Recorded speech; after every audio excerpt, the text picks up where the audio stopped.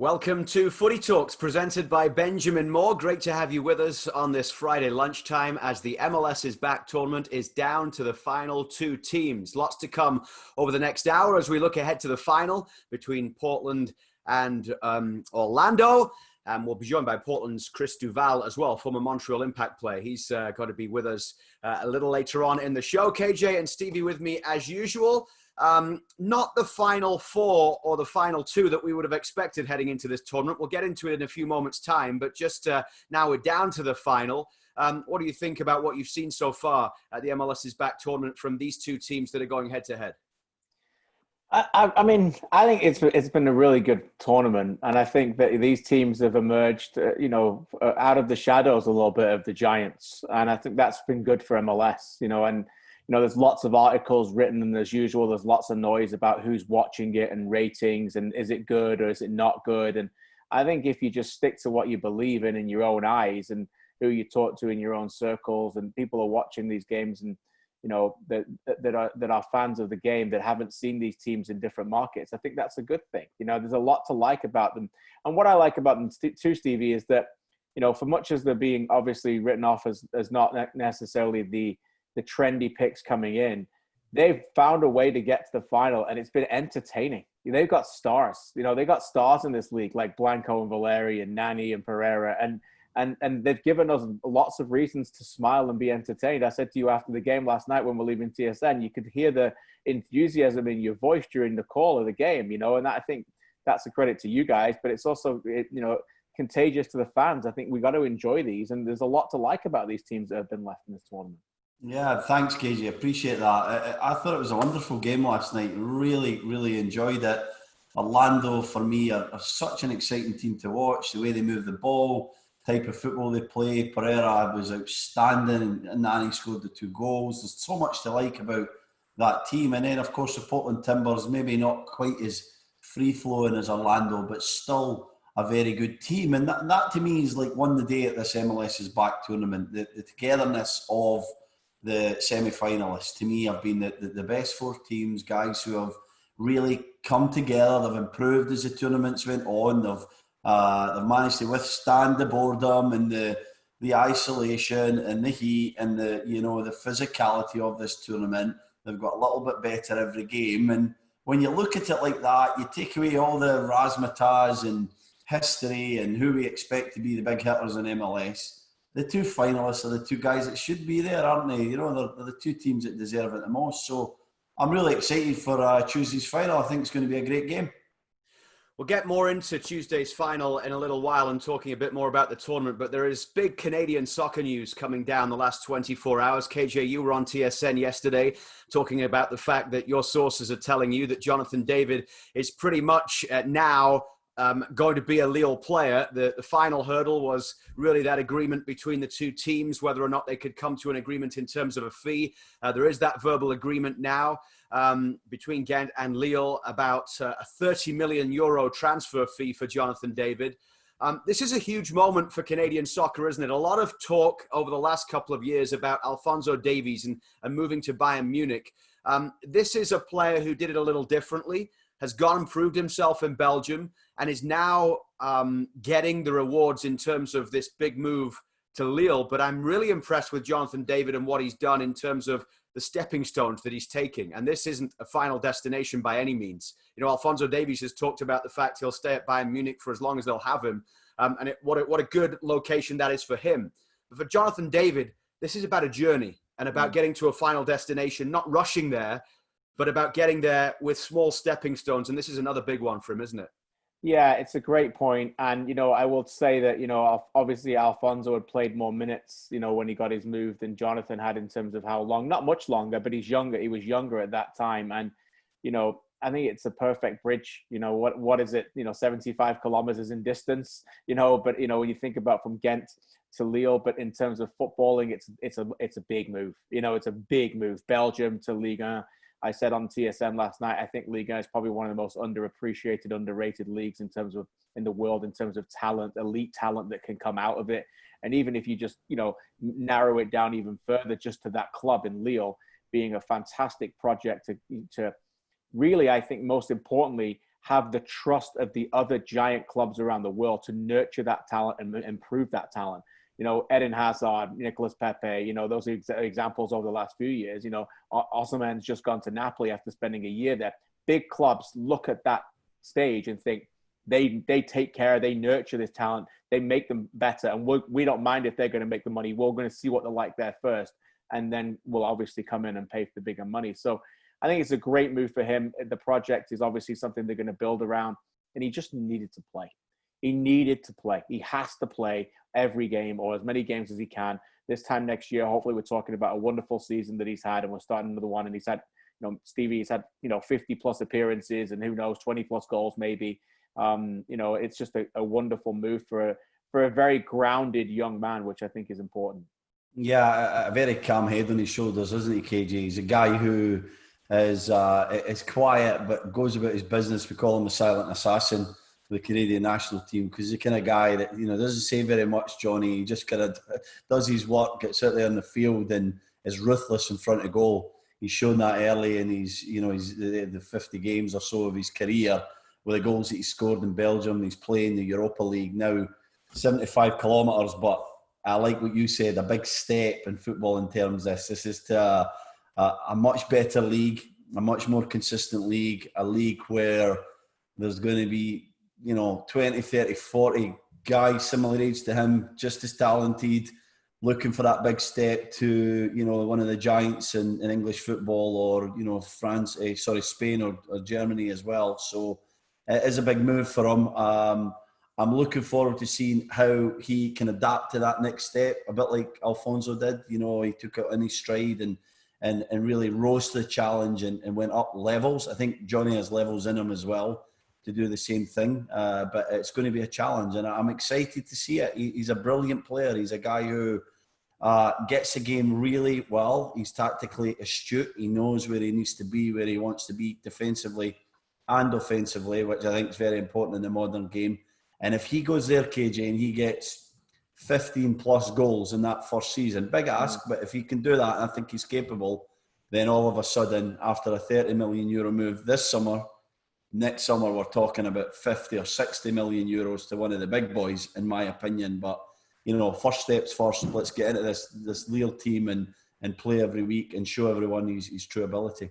The other thing too, sorry Luke, quickly, is that the comparisons are inevitable in this country between him and Alfonso. But I think we all have to be careful, and we're part of this as well, but everybody needs to be careful that trajectory is not going to be the same. And first of all, because obviously the Canadian, that's the only thing they got in common, but he's playing in the hardest position in the game. He's playing at a position where you evaluate simply on goals. And he can have 4 or 5 brilliant games in a row and not score, and the pressure will be on him immensely. You know, and he now secures that position at that team where he says, I want to be a striker. They brought in Yilmaz as well, Burak Yilmaz, obviously the Turkish 35-year-old, to play with him up front in a front two, which will give him a tremendous amount of experience to learn from him. But, you know, it's a different position than what Alfonso's playing. We can all watch Alfonso because he's a unique profile and think he's doing brilliant, and he is. But I think with Jonathan, I think it'll be very different the way we evaluate him going forward. And trust me, all the big clubs are looking at that. All of them are looking at what he can do. And, you know, look, the sky's the limit for this youngster. A little while ago, when we were doing a TSN soccer special during the lockdown, and we ranked, or you ranked the top, I'll give you all the blame for all those people that didn't agree with it. As you do.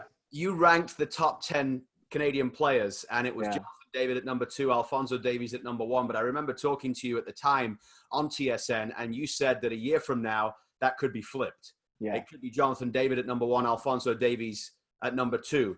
And really this move is that next part in him getting towards being that number 1 Canadian player that you think he has the potential to be. But you're right, it really is difficult judging a left back or left wing back as Alfonso Davies is now. And we talk about the fact that over the next decade, Alfonso Davies could potentially be one of the top players in the world at that position, and judging a striker where there's a lot more competition. And to say Jonathan David could be one of the best players in that position around the world is a bit more of a stretch, isn't it? It's a harder position to get into that top 5 or 6. But, you know, you are, I think, talked about more of an elite echelon player if you can, so the potential is there. It's a bigger challenge. It's a bigger mountain, in my opinion, for him to climb, to be at the very top of the soccer mountain in terms of his position. But if he does it, then yes, we should be talking about him even more so than Alphonso Davies. And I think that because, as I said, we're judging him on the hardest thing to do in the game, and that's score goals. And Stevie, he's going to be coming up against elite defenders. He's going to be playing PSG at least twice a season. He's coming across some outstanding players in the Europa League. He's already done it. We saw the movement away from the defender for his goal against Roma, where he went into the penalty box. And he talked to me about that this summer and Inside the Game on TSN, how he's learning that. And this now gives him an opportunity to learn. He has to play. And I know, we have to be a little bit worried about, tempering expectations a little bit. I never like to build up youngsters. I'm fully aware, by the way, that that I've been covering the game longer than this guy's been alive. So, and we've seen players all around the world at this age be talked about as being superstars. And, and then a lot of them disappear. And a lot of that, Stevie, you can talk about because you've seen them not only just because of what they do on the field, but also their lifestyle habits off the field. But I do think I know Jonathan just a little bit, and you know him a little bit better than me, that side of his game and how focused and grounded he is, and how, I think will allow him to help him with the other side of the game, which is probably even harder, obviously. Yeah, I think they go hand in hand, KJ. I think that, with this step, this considerable step comes considerable responsibility and accountability, and with that, you need to be a wee bit more professional. You need to obviously silence the noise, the Twitters and the Instagrams, and the noise that's going to be around this lad is going to ramp up to a level that he's never experienced before. But this is what experience is. It's going through these steps and realising, what you need to cut out, what you can continue, how you become more professional and more efficient and obviously more ruthless, because he's going to have to be just as ruthless as he showed in some of the CONCACAF games he plays for Canada and some of the games he's played in the Belgian league. But this now is another level up, I think he's got the potential. I'm just saying that, these things marry with each other. You've got to be mentally strong. This is the one attribute that I've seen in the best players in the world that I've had the pleasure to play with and play against throughout the years. They are mentally so strong and so confident and so assured in what they do that they manage to kind of silence the rest of that noise. They go about their business, and it's going to be hard for him in that position, because what's going to happen. He's going to go 3, 4, 5 games without a goal, and everyone's going to be saying, is that a step too far? Is he capable of this? He's got to just remember what he does best, remember to train hard and listen to his fellow teammates and his coaches and go about his business. I think once he realises how to navigate that, and he starts scoring the goals that I think he'll get, then he's ready for that next step. Agree. And ultimately, that step is important, not just for Jonathan David, but for Canada as well moving forward, and having someone like him who is at that level, but also is playing regularly and not sitting in the reserve team at a Premier League club, KJ. Yeah, he had to play. I think, for Jonathan's development, he had to find his representatives, and I think his family and Jonathan himself deserve a ton of credit for deciding on this, because when you've got all the big guys floating around you and wanting to know where you're going to go. And there are, I can confirm Chelsea, Man United, Liverpool, they've all talked, they're all looking at this kid, and they wouldn't be doing their work if they didn't look at one of the hottest young strikers in European football right now. But I think the move was important. He had to go somewhere where he could blossom, and Lille is a fantastic project for that. Outstanding. Luis Campos, the sporting director, did a great job at Monaco. He's doing a great job at Lille. And maybe next week, if the deal goes official, we'll get one of my contacts on from France who knows Lille really well as well, and we can talk a little bit more about that then, Luke. Yeah, great news for Jonathan David, the Canadian international who is making the move. KJ reporting yesterday, it's a €30 million transfer fee. That's about $47 million, would be the biggest transfer fee ever paid for a Canadian. And he's making the short trip from Ghent in Belgium to Lille in Ligue 1. More on that to come in the coming days, as it's expected to be confirmed as a move for Jonathan David early next week, and we'll talk about that on next week's show here on Footy Talks as well. Also focusing on the MLS Is Back tournament, of course, and we're down to the final two, which is going to be next Tuesday night at the ESPN Wide World of Sports Complex at Disney. We will have the show for you and the call on TSN live coast to coast across Canada as the Portland Timbers will be taking on Orlando City. Still to come in this show, by the way, there was a weather delay last night, so we'll take you inside some of the conversation. Oh, yeah. You don't want to miss this. A great story coming up from Stevie. Whether or not you want to tell it or not, you got to. You're going to have to. But let's talk a little bit about the two teams that are into the final now. And delighted to say we're joined by Chris Duvall of the Portland Timbers here on Footy Talk, somebody who has been around the league the last few years, obviously a stop in Canada as well as a Montreal Impact player, a couple of years with Montreal, drafted by New York Red Bulls, played with Theirry Henry in 2014 in his first year in the league. And it must be getting to be a little lonely around the bubble right now with just a couple of teams left. It's such a strange situation. The way that this has all been built and that first few days when we were seeing all the teams arriving and it seemed like a really buzzing place. Everybody from Major League Soccer was around there. But Chris, great to see you. Thanks for taking the time to join us here on Footy Talks across Canada today. And what it must be a little bit lonely walking around the halls of the Swan and Dolphin Hotel right now that you're down to the final two teams there. Yeah, it's definitely gotten a little bit empty. I think when we first got here, we couldn't avoid other teams. There were so many people here, and now it feels like we've got the whole hotel to ourselves. What's the whole experience been like down there for you? It's been interesting for sure. It's a new experience. I think if it wasn't for COVID, it would have been a really fun reunion of a lot of guys that know each other around the league. But it almost felt like everyone. There were 26 separate bubbles that kind of linked in the lobby. So for us, everything went smoothly, and we had no positive tests, so it was a smooth ride the whole way through. But it's hard to say the same for other teams. I know it was a lot more difficult for other teams, but for us, it's been good. It's just it's starting to drag along a little bit. Well, thankfully you're still there because that means you got a final to win now and a trophy to lift. But Chris, talk to us, if you don't mind, a little bit about the relationships that you built on that team. Obviously, I know it's pretty new to you and you've been moving around the last few seasons, but you talk about what the relationships could have been with the reunions of the other teams. Do you think in years to come, you'll look back and what you've experienced with this team and these teammates will obviously hold you guys, together for a long time? Because I'm sure without being your families around that, you've spent a long time as gelling together and the chemistry has improved a lot during this time. Yeah, I'm not sure there's a better crash course on getting to know your teammates than spending 6 weeks in a hotel together like this with no contact with anyone else. So, I mean, it's been good. I think we'll definitely look back on this, especially if we win a trophy, and say that this was a pretty unique experience.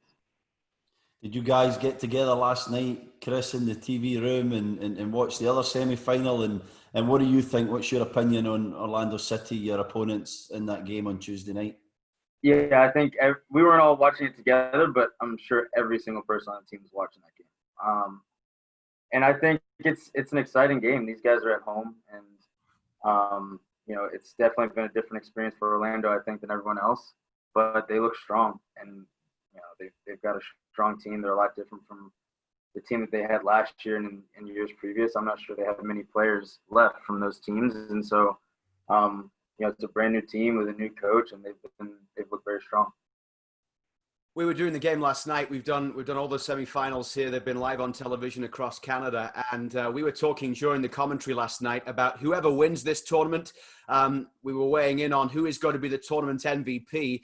Nani if it's Orlando, probably Sebastian Blanco maybe if it's going to be Portland Timbers. What he's done for you this tournament has been incredible. Chris, just take us into what it's like to have him as part of your lineup and contributing in the way he does. And listening to Gio Savarese earlier this week, he was talking about how he just feels that even this year, Sebastian Blanco has stepped it up to another level for this team. Yeah, I mean, it's hard to think that anyone else has had a better tournament than Blanco. I think he's been incredible. Every game he's produced something for us that's been a game changer. So I think, especially with the way we play, there's most of our attack goes through him in some form or another. And so he's been absolutely crucial. And I know I'd be a little bit biased, but regardless of the final result, he'd get my vote for MVP.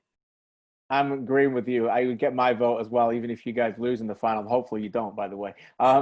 Chris, what about your coach? I've had the pleasure of interviewing him a couple of times, Gio Savarese. Even in the short amount of time I spend time with him, he seems like he's got a very infectious personality, and he seems to do really well in these tournaments, by the way. He got Portland to the Cup final in 2018, went to 4 Cup finals with the Cosmos, so he knows how to do tournament football. But what's it like, his tutelage being under him during this tournament for you? Yeah, he's definitely a lot different from coaches I've had in the past. I think 7 seasons, I think I've had 6 different coaches. But he's a guy that, in my short experience with him, that he's the type of guy that guys want to play for. I think he's a really good guy, and he's, so far with me, he's been very honest. He's been very up forward, and I feel like for a lot of players, that's all you really ask for. You don't have to be a master tactician. As long as I can feel like I trust you, then I want to go play for you. So, I've really enjoyed it so far. Chris, I'm going to do something unusual now. I'm going to ask you a question from a good friend of mine. He wants to know if there's any players that you've had some serious trouble with, particularly playing for Wake Forest in the past on that left wing, some jinky players. I know exactly what you're talking about, but no, I feel like you're referring to Danny Lovitz, and exactly the issues. Elon may have given me issues in the past. That's brilliant. Good friend of yours, isn't he? Yeah. He was. He's one of my good friends, and thankfully, the one time that I've seen him this year, we gave Nashville a little bit of a lashing at home. So, hopefully, he can hear me say that. What was it like for you, Chris, when you got the move to Montreal? How did you enjoy your 2 years playing there with the Impact? Yeah, it was an interesting experience. I think when you're growing up, you feel like you're excited to play in a foreign country, and I feel like as close as Canada is to home, Montreal definitely felt like that. With French being the first language, and the soccer culture for sure is primarily French.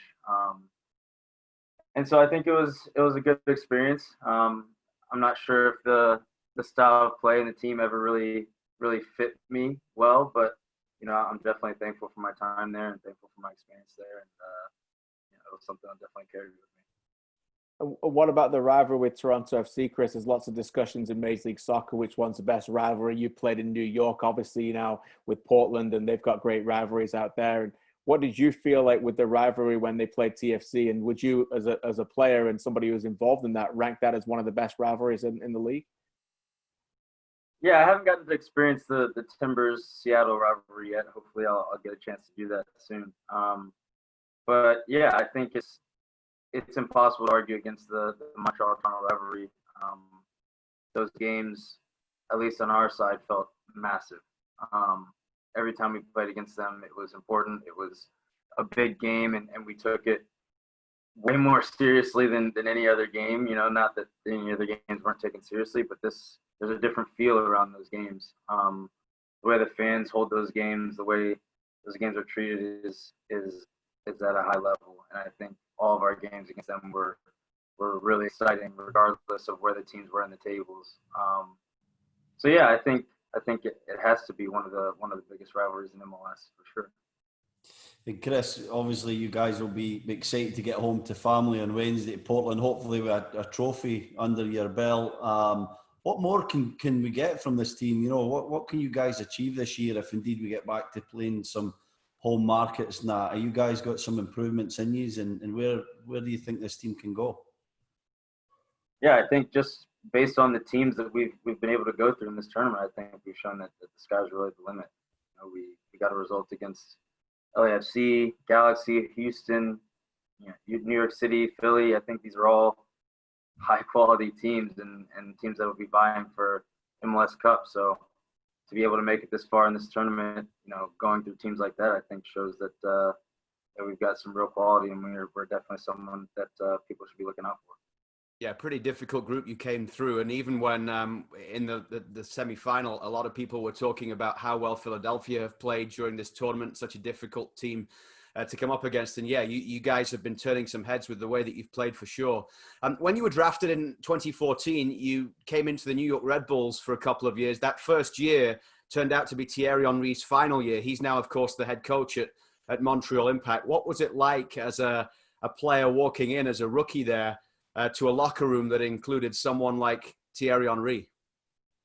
Yeah, it was a pretty surreal experience. I mean, I had Theirry Henry's New York Red Bulls jersey. Like, I had gone to the store and bought it. You know, I was a fan as much as anything. So to play with him was definitely a special experience and one that I've surely learned from, because I'm sure the guys on the team now could tell you he's a perfectionist, and that mentality is a bit infectious. I think it definitely stayed with me, the way that I'll take training every day, and what I try to get out of training. It's that competitiveness was already in me, but to play with him and see the level that he takes that to, I think is for sure something that I'll carry with me the rest of my life.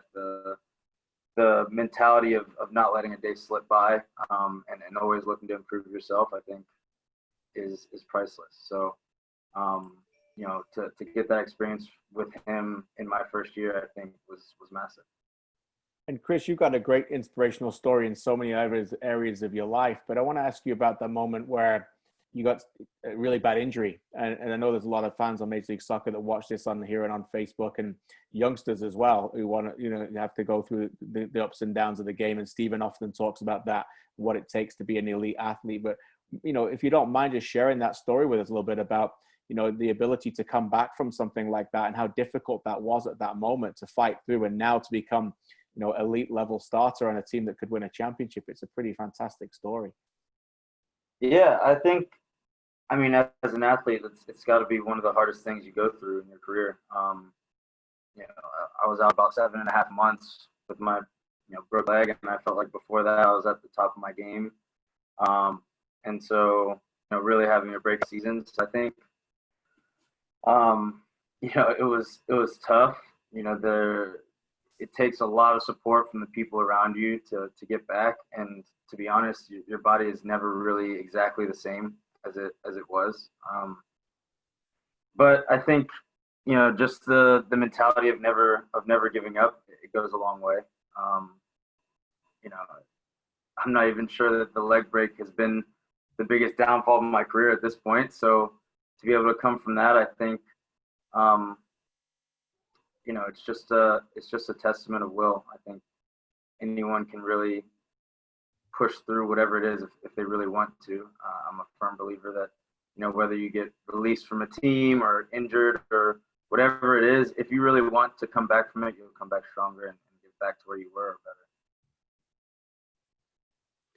Chris, really appreciate you taking the time to join us today. Some great insight, and congratulations on making it to the final of the MLS Is Back tournament. We look forward to broadcasting it on Tuesday night across Canada, Portland and Orlando. Wish you all the very best for the rest of this tournament and for the rest of the season as well. Appreciate your time. All the best. Good luck, Chris. Thanks, Chris. Good luck. Thanks, guys. Appreciate it. Chris Duvall of the Portland Timbers with us on Footy Talks. Great to hear his insight there into the tournament and also what was happening with him during his time at the New York Red Bulls. Imagine that. You, Stevie, as a former player who's come through the youth system, would have, I'm sure at times, walked into a locker room or turned around the corridor at a training facility and seen a player that you look up to. In the early days when you're just around the training facility and you think, I can't believe I'm walking these same halls as this player. Chris Duvall gets drafted as a Red Bulls fan who had the Henry jersey, walks into the locker room, and that guy is sitting there in the corner of the locker room. It must just be surreal, Stevie. Yeah, that's a great word for it, Luke. It's so surreal. You're sort of sitting there and you're trying to act cool and act calm, but inside you're like, is this guy real? Is he actually here? You've only seen him on TV and you've seen him do so many amazing things. But very quickly you have to be, his teammate. You're not a fan anymore. You're a guy who's a colleague. You're on his level. Yeah, of course, you're not going to be on his technical level, but you're a teammate, and you've got to consider yourself that, because you need to stand up for yourself, and you need to show that you've got something to offer as well. So I'm sure Chris did that. That was the thing for me. It was when I walked into that Newcastle dressing room when I was first training with them, and I see Gary Speed and Alan Shearer, Shea Given, Warren Barton, Rob Lee. I'd idolised these guys. I've watched them since I was 12, 13 years old, and you have to show that you've got a bit about you, you've got a bit of presence and a bit of charisma, and you're going to stand up for yourself, and you're also going to be extremely respectful and learn at the right times. But I think it's finding that blend as a youngster that's so important. We talked a little bit, Danny Lovett's there, a good friend of mine. He's talked a lot about Chris Duvall, and they're two guys that kind of get it, that come up through that same school of thought, that, you show that you're a competitor, but you're very respectful with it. And that's why he's having the career that he's having, that he's a good teammate and obviously a very good player. He's having a good tournament, Chris Duvall, in Orlando, KJ. I think he's been pretty good on that right-hand side. I know he's in a battle with Bonillo for that right back position, but he's did well, hasn't he?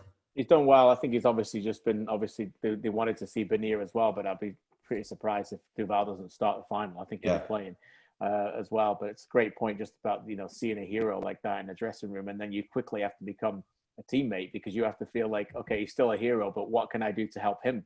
Have you ever been around anyone, Luke, where you've been like, oh my goodness, have you ever been, is there anybody in your life you've ever been around like that? Only when Stevie signed for TFC, and I remember turning up to the training ground thinking, I can't believe this guy is real. I'm talking about famous people, not friends. Listen, nobody? You've never had anybody like that? I'd need a couple more minutes to think about that. I'm sure there has been along the way, especially when, I remember once, if you want to, I'll tell you a story quickly. It was nothing to do with football, but so my brother obviously is involved in a lot of memorabilia stuff. And when he was a kid, he just found him places that he just shouldn't be, but he was fine. But I never did that. I was more of the shy, sheepish one. But me and my mate once were at the British Grand Prix, and we were walking near the pits, and the security guard comes up and says, "You guys shouldn't be here." And he knew what we were doing. We were young. We're trying to find drivers. He goes, "You shouldn't be here. You've got to come with me." So he took us into this different place, and he's put us somewhere we shouldn't be. I'm like, he just threw us in the pits. This is the day before the Grand Prix. And so the next minute, like Michael Schumacher's like walking towards me, and I'm like this. I'm like shaking at that point just for a little bit, and then like consume myself, calm down a little bit. So I remember the Schumacher thing, but yeah, other than that, I haven't really had that kind of moment. But yeah, but that was a great feeling when you see someone you idolize. He's right here. Like he's right here. KJ.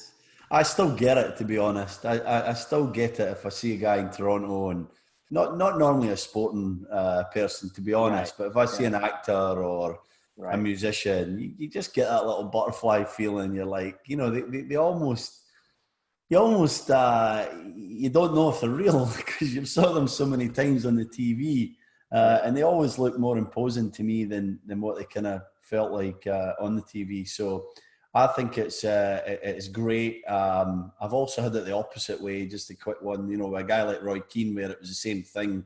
He's my coach at Sunderland, and maybe this is, I don't know if it's a warning to Theirry or just an anecdote, but, it only lasts so long. Roy Keane was a guy who wasn't a very good manager for us. He was a polarising figure, and he's a legend for a few months. And then all of a sudden, if you're not doing the right things and you're not respecting the guys and being, the coach that you should be, it will soon leave. So I think Theirry has to have that blend between the player that he was and obviously the head coach he's hoping to be.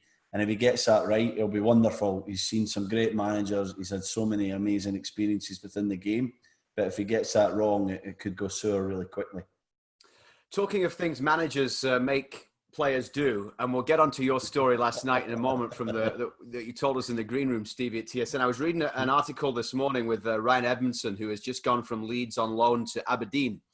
And it's in one of the Scottish papers today, the headline, "Bielsa sent us out to pick up litter around Leeds. It helped bring a bit of humility to our squad." And it talks about how after training one day, in his first pre-season there, he came into the room with litter pickers and garbage bags for all of the squad and told them to go out into Thorpe Arch, which is the village surrounding the training ground there, and not return until all their bags were full and the streets were clean. And he was trying to show them how much a lot of people have to put in work just to afford the ticket to be able to go and watch the team play at the weekend. He also said that during training, during that pre-season, sometimes they would do triple sessions and they'd be at the training ground from 8 a.m. to 7 p.m. But the triple session included a 30-minute reading time where they were all given the same book about New Zealand Rugby Union, and they were all told to read the book at the same time together, and they were just all sitting around a room. He said really uncomfortable as they're all just sitting there reading these books. Unique methods, or sometimes things that players don't appreciate at the time, but it was building something there. What are some of the stranger things that managers have made you do as a player, Stevie? So I think the story that Luke Wildman is referring to is my really fortunate experience in the squad of Newcastle United during the Champions League run. I want to say 2002, 2003, somewhere around about then. We had a brilliant run. We did really well. It was back in the day when there was 2 group stages. So we qualified for the first group stage with a great win in Holland against Feyenoord. And then, we were in with the big boys, Inter Milan, Leverkusen, and Barcelona. And so Bobby's idea that trip was the day of the game, to get us out of the hotel, get a bit of fresh air, was to take us on these bus trips to the many wonderful cathedrals that that was in the city that we were playing against. Day of the match. So I'm quite enjoying it. It's me, KJ, I like a little bit of culture. Yeah. Some of the guys were none too pleased. So the reason this story came up last night was because we were talking about the amazing city of Cologne. We were playing Leverkusen, but we were staying in Cologne. They have a fantastic cathedral. We visit it, it's superb. We have a day, we go back. Milan, of course, everyone knows, stunning cathedral, stunning sights. We go to the cathedral, we have a lovely walk around. Amazing. So we get to Barcelona, and by this point, Bobby's on a roll. He's loving it. But of course, as everyone knows, he's lived in Barcelona, he's worked there, he's been with the great football club. So this time it's a full-on tourist tour on the bus. So we get to we go to the Gaudi Cathedral, and we're going around, we go to the Olympic Stadium, and the guys are getting more irate up the back of the bus. They're saying, this is ridiculous, let's get back to the hotel and let's get a rest. Bobby's playing Barcelona that night. Yeah, we're playing them that night. We're obviously nervous. We're playing Barcelona at the new camp. You guys are on a bus. Bobby's got us going around on a bus tour. He's got this girl at the front, giving the tour, and she's excellent, but we don't want to hear that at this point, 11, 12 a.m. or 12 p.m. on the day of the game. And eventually she says, well, it sounds like you guys are getting a little tired of me. Maybe we should head back to the hotel. And at that point, some of the younger members of the squad give it a big yes! And I've never seen Bobby so furious. He's like, it's a bloody disgrace. He's back up the bus. He's saying, you guys are a disgrace. Poor girl gave up her time. He's going crazy at us. And we're like little schoolboys hiding away from the headmaster to give us a bit of a scolding, KJ. Yeah, Mr. Robson. Never forget it. What was the score of the game? 3-1 they beat us. Yeah, we played okay actually. We had a weak inside. I don't think Shearer was there. Shola Amiobi scored the goal. That was actually the same trip as the crazy Shakira story. So it was the next night of the game. So what a wonderful 4 days in Barcelona. It was brilliant. I'll never forget it. Brilliant. Let's get on to TFC right now because they, of course, are waiting for the next stage with the resumption of the regular season. And by all accounts, this next 6 games are going to be a TFC playing 3 times against Montreal, 3 times against Vancouver. They'll get some home games in there at BMO Field as well. Completely different environment to the one they've just been in at the bubble. We haven't had one of these shows since they exited the tournament. As Greg Vanney and the players are sitting in their quarantine right now, waiting to get back onto the training pitch early next week, KJ, how would they assess, do you think, what happened down there in Orlando?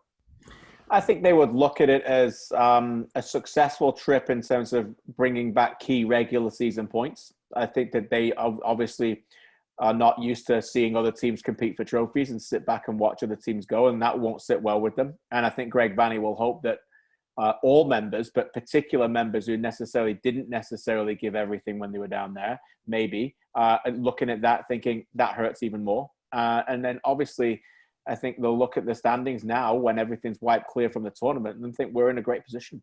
I think that they'll look at it and think, we're still in that position where we feel like we can get to the top of the Eastern Conference. We can get into this maybe if we want, but the rumors are that the expanded playoffs as well.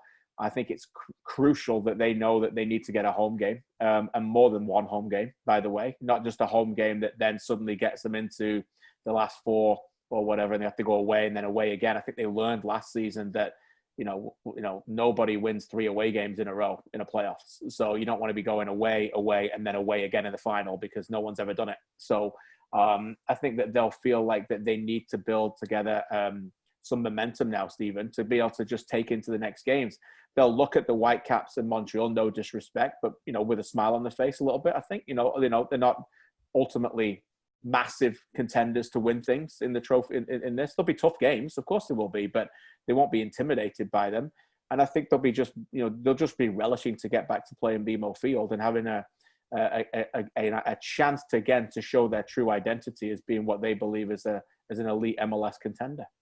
Yeah, I certainly think nothing changed there. I still think they believe themselves to be an elite MLS contender and someone who will be there or thereabouts come MLS Cup, whenever that may be, probably December time. The tournament, I would say satisfactory, KJ. I think they'll be happy with the 5 points for the group stage play. But, 2 points were left on the table with the DC game, which should have came their way. And then really the last 2 games for me, and I can't speak for Greg Vanney, I can only say what my opinion is, but there was some alarming things there in my opinion. They're in tough conditions, they're asked to play a lot of games in a short period of time and extreme heat. I get it, but I think Gonzalez was a bit of concern. I thought he looked really tired, really leggy. I'm hoping that he can be revitalised and get back to the level of play that we've seen from him since he's been wearing a TFC shirt. He's been absolutely immense, but yeah. I thought he looked very vulnerable in Orlando. I think that might be food for thought with Greg Vanney in terms of how high that line is for TFC, where they engage with their pressure. He may want to adjust that to get a little technical. And I think that the other one with me was, we're waxing lyrical about Michael Bradley starting the tournament like a house on fire. But I think at this point, again, games in quick succession, Michael Bradley can't play every minute, every game for TFC. They're going to have to spell him. They're going to have to take him off games. They're going to have to give other people a game at times if the games are going to be, when we think the schedule comes out, are going to be quite thick and fast. And the midweek games, that will be some of that I think will be food for thought for Greg Vanney. So satisfactory. I don't think they'll have lost a ton of confidence, but there'll be some things that are niggling with the coaching staff and making them think twice about how they're going to attack phase 1 and phase 2 of back to play. It's Footy Talks presented by Benjamin Moore, and always great on these shows to be able to get some questions for you, whether it's through Zoom or on the Facebook link as well. So between now and the end of the show in the next 15 minutes or so, if you've got anything you want to ask, please do send some questions in. We've had a couple from Facebook already. Robert asks, KJ, besides Ayo Akinola, was there another TFC player who surprised you during the tournament? Just think about that for a second. Well, Akinola obviously had a marvellous tournament, and I think the story will continue to find out whether we can call Akinola Canadian or American. So we'll find out about that going forward, and let's hope he can lean on the Canadian side of things. I would say that I do think that Justin Morrow was a big loss for Toronto FC. I think they really lack that left side and the attack. But I was surprised how quickly Richie Laryea developed into a decent left back at that level. I do think that when initially I thought that he was going to play there, for me, it would have been easy to say Aro's a more accomplished player, has played there before, put Richie Laryea at right back. But Greg Vanney didn't want to do that because of the relationship that was moulding down that side that they worked hard on. And I think we saw examples of particularly early of Aro looking extremely fit and the best he's been. With Piatti and Pozuelo. So the relationship stayed there and will continue to blossom. But I do think, Stephen, that obviously the sooner they can get Justin Morrow back, the better. But Richie Laryea did well. He did okay there in that spot.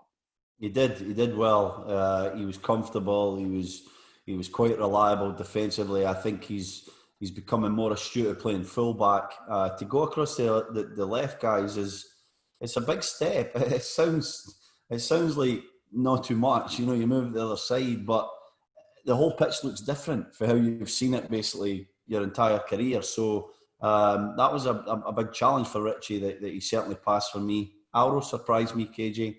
I thought he was competent in the last few games, but he was really, really good in the first couple.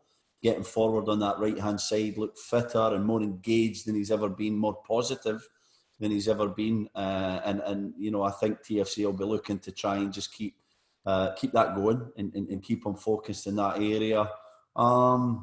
Any other positions? No, not too surprised. I like the partnership between Pozzuelo and Pablo Piatti. I think it has a lot of potential. Moments of genius, other times where maybe it's not quite happening like they would hope and they would see, but I think that's going to get better and better, isn't it? As these two guys start to understand each other's games and connect with, you know, an Altidore or an Akinola, whoever's going to be up top there. It's pretty tasty for TFC when you think about that trio of Altidore, Piatti and Pozzuelo finding spaces and pockets to play little triangles with each other. They're going to be a match for anybody. You talked about Auro there, and Greg Vanney said to us, didn't he, that coming out of the lockdown, Auro was probably in better shape than he ever has been. He'd done an awful lot of work and came out looking really strong physically, as well as you know, the way he was developing and training in terms of what Greg Vanney needs from him. Wasn't just Auro, it was Pozzuelo as well that Greg Vanney talked about in glowing terms in terms of being in a better position physically now than 12 months ago. So there are a couple of positives for TFC. Sam says, considering the tricky transfer market during COVID, do you think TFC will be adding any players at this point in 2020? I mean, it seems as if, KJ, that they'll settle with what they've got, doesn't it, at the moment? I think Ali Curtis has generally talked about the fact that he is pretty pleased with where the squad is at, with the fact that they did their additions in the off-season, not having to make those big moves mid-season like they did last year, bringing in Omar Gonzalez, Gallardo, a couple of others in that July window. For TFC, do you think what you see is what you get? I think it's going to be very close. They may sprinkle a couple of things in there or one thing in there, but I'm with you. Just, you know, the two things that you said.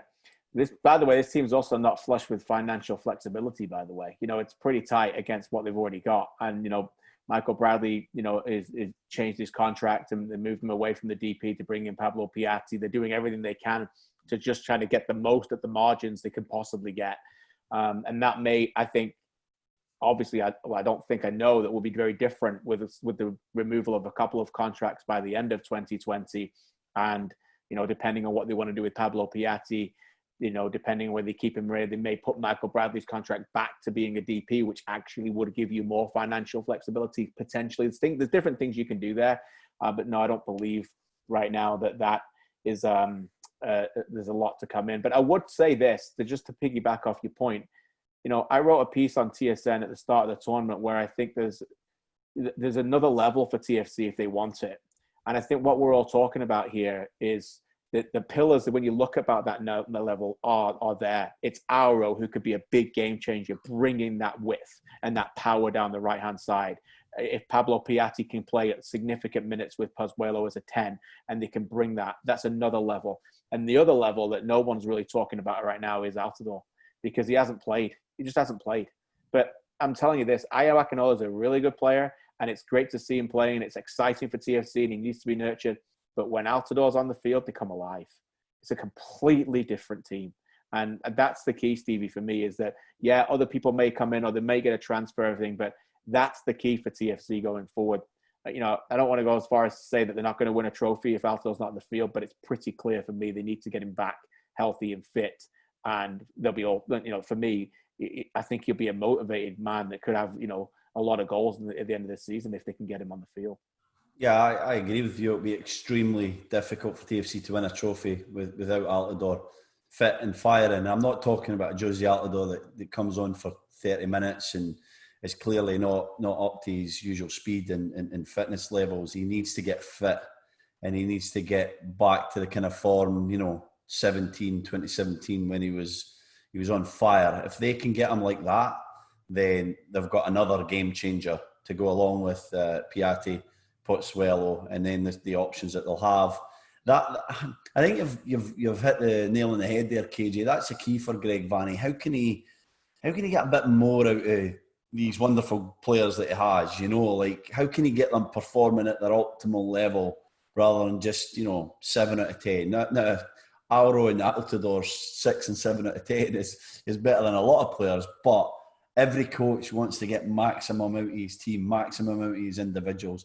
And I think if Greg Vanney can really try and get the maximum out of an Alvaro and an Altidore, particularly they two, but maybe some of his wider guys as well, getting a bit of an improvement there from a Schaffelberg and can get a bit more out of an Endo, then I think they'll have a genuine contender, because the league's better again, isn't it, guys?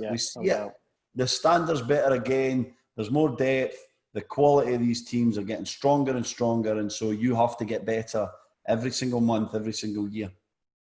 We talked about that last night, Stevie, the fact that moving into the last half of this season, this tournament has been great for us as people who are invested watching the league a lot of the time and working in it, to see these teams on a more regular basis. I don't remember the last season I would have sat down and watched 5 whole San Jose Earthquakes games or whatever it is from a team across the league. But this has given us the opportunity with the spread out games to be able to do that. So from what you've seen, is it still those teams at the top, LAFC, Seattle Sounders, Toronto FC, that everybody talks about and everybody expects to be the favourites coming in? Or are teams now closing the gap? The likes we've talked about the last few days of a Philadelphia Union, the likes of an Orlando, a Minnesota United. When it comes down to it at the end, are there going to be more teams that are fighting for MLS Cup year by year here?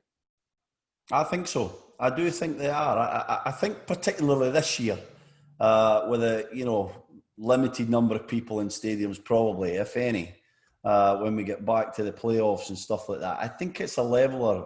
I wonder what KG thinks in a minute, but because you've got these big game guys, the perennial candidates that we feel just rise to the occasion, and when the crowd gets bigger and the kind of magnitude of the game is increased, they're the ones that we always go back to, and it's because of reference points, because we've seen them do it before. But this tournament's taught me that this might just be a year for the teams with great style to the way that they're trying to play. And I'm thinking Orlando here, we're coached extremely well, a couple of good additions, guys that have been around Europe, been around football for a number of years, the Nanis, the Pereiras, the Akindelis, guys that kind of know how to get it done.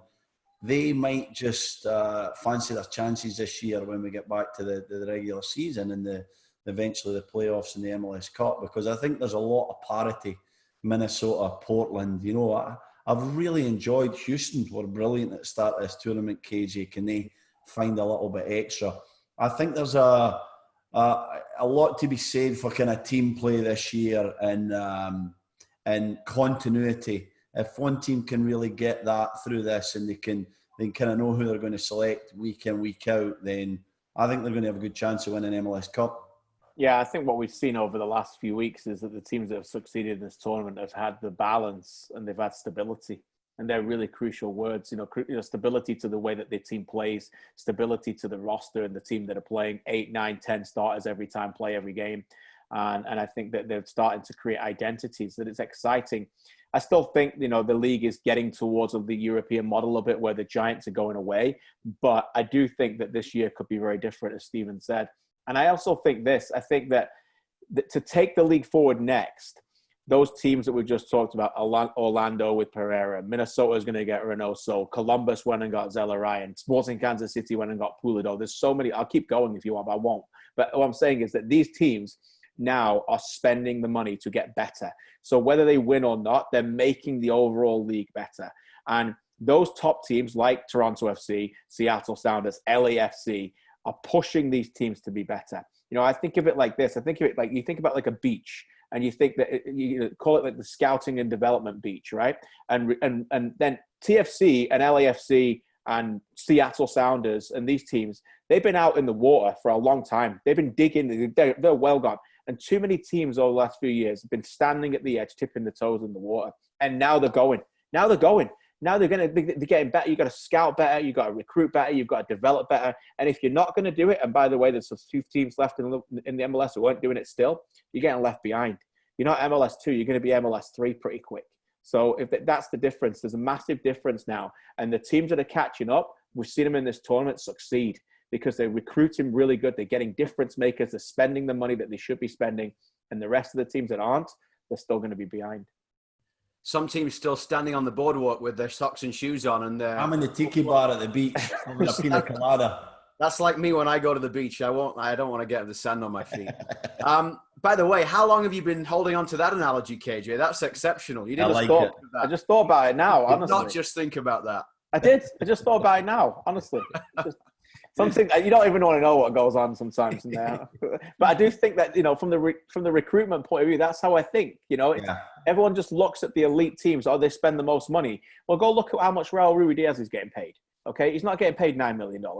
Okay, so you need to be able to recruit smartly and intelligently, and that's the key now. And these teams that are left. Look at Pereira last night at number 10, an absolute magician who ran the show. Okay, if you can't get players like Zella Ryan at Columbus has guided that team through this tournament. He's been marvelous, and you're not going to get players like that anymore. You're going to get left behind, but you've got to get them right. There's been a lot of examples where guys think they've got that guy and they haven't. So that comes down to scouting. It comes down to development.